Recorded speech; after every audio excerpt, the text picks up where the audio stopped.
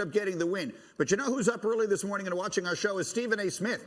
And he's tweeting at us. Oh, my God, Dan Orlovsky has already lost his damn mind on Get Up this morning. He's in some apology tour for the Packers GM and coach. The man has lost it and needs to be tested. I'll deal with him on First Take at 10. Damn it. So ridiculous. Yeah, first of all, I don't have to apologize to the coach because when he got hired, I said it was a home run hire. Second of all, I'm saying apologies to the general manager because I criticized that second-round pick, A.J. Dillon. And I'm sure you owe him an apology because you probably criticized it too. Well, the one thing Stephen A. has unquestionably always had right is that Aaron Rodgers is bad man. Bad man. And look, I mean, yesterday, I just want to show you the one throw again that any football player has ever had based on all the extracurricular stuff. Right now, Aaron Rodgers is the MVP of the league. As I watch this stuff and I watch every week we come up with someone different, Aaron Rodgers is the MVP of the league. You watch the plays he makes week in and week out. Aaron Rodgers, to me, is the best player and the MVP of the NFL right now. Yeah, I mean, it's hard to argue against him, but I will because I'll take Tom Brady.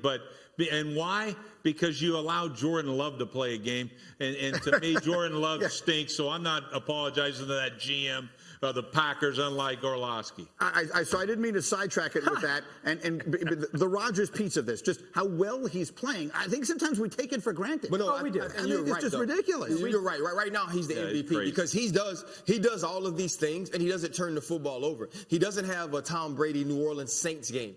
Right? He doesn't have a Tom Brady Washington football team game. And you go back to the beginning of the season against the New Orleans Saints, and you were like, hey, did the offseason affect who Aaron Rodgers could be? And all he's shown us is it doesn't matter what the outside circumstances are, what the things that we're hearing outside of the building. When I'm on the grass, I'm one of the best to ever do this at this position. And the last 2 weeks have solidified that for me. All right, so we've talked a lot about Green Bay. They right now certainly look like a team that could wind up right back where they were the last 2 years in the conference championship game and maybe taking that one more step. As far as the Rams are concerned, I know you put together some tape because, that's some bad losses that they've, not that this isn't a bad loss, but the way they look, they got some problems. Well, I'll hit the offense first. First of all, Matthew Stafford played good. He wasn't traded there and traded for and brought there to play good. I think their defense is soft, and I think their defense plays a lot of dumb football. And it was evident yesterday. You saw multiple moments when Jalen Ramsey was wasted. They got a tight end up top. Now, Jalen Ramsey's outside. What you're telling me is you're in zone coverage. I bring my receivers on the inside. These are easy completions for Aaron Rodgers because you're wasting on second down your best player. The third down blew my mind, though. This is Jalen Ramsey at the top. That is Mercedes Lewis on 3rd and 2 at tight end.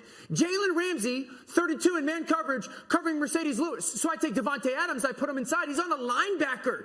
That's an easy conversion for me as an offense. Then you go later in the game. Again, I put Josiah DeGuara, a tight end, at the top of the screen. Man coverage on 3rd down. Jalen Ramsey is covering on the outside. I got Devontae on the inside versus a significantly lesser player, and I throw the inside go route. What are we doing right now? And we are wasting one of the, if not the best cover guy in football on tight ends, Mercedes Lewis and Josiah DeGuara. I'm not disrespecting those guys, but you put them on Devontae Adams. That, to me, signifies dumb defense situationally as well. Rex, they keep bringing in people, and it seems to me they keep getting worse.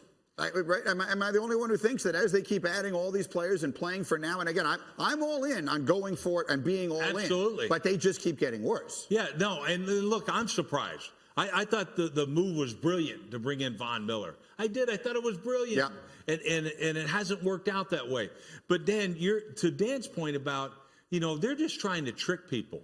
Right. We're going to show that we're playing zone, but we're actually in man coverage. Yeah, you're going to trick Aaron Rodgers. Right. I just want to make sure I get this. You're going to trick Aaron Rodgers. Right. Jordan Love, this plan might have worked. But Aaron Rodgers, it ain't working. You better put your best darn player on Devontae Adams. Just in, he gets 100 more targets than any other receiver they got. Yeah. What are you doing? You're wasting. Would I waste Darrelle Revis? Right. Go cover a tackle? Hell no. Well, that's what they did. And they're too soft on defense. Yesterday, Green Bay just kept calling like almost high school quick game. Now they executed really well, but they just kept giving those completions. And then offensively, they're too reliant on big plays. There's no ability to drive the football. Green Bay defensively really challenged Sean McVay, and I love Sean. And they challenged him, said, hey, you used to be one of the best run game play designers and play callers in the NFL. We are going to challenge you to run the football. And they just wouldn't. They're way too reliant on big plays. They can't drive the football right now offensively. They are incredibly talented, but I just have so many questions about them over the last 3 or 4 weeks as a football team. They've lost 3 straight games against good teams and been handled in all of them. Their only wins since the month of September are against the Seahawks, the Giants, the Lions, and the Texans. Yeah. So there are a lot of questions right now about the LA Rams, who come into this season and I think still think of themselves as a Super Bowl contender. Thanks for watching ESPN on YouTube. For live streaming, sports, and premium content, subscribe to ESPN+.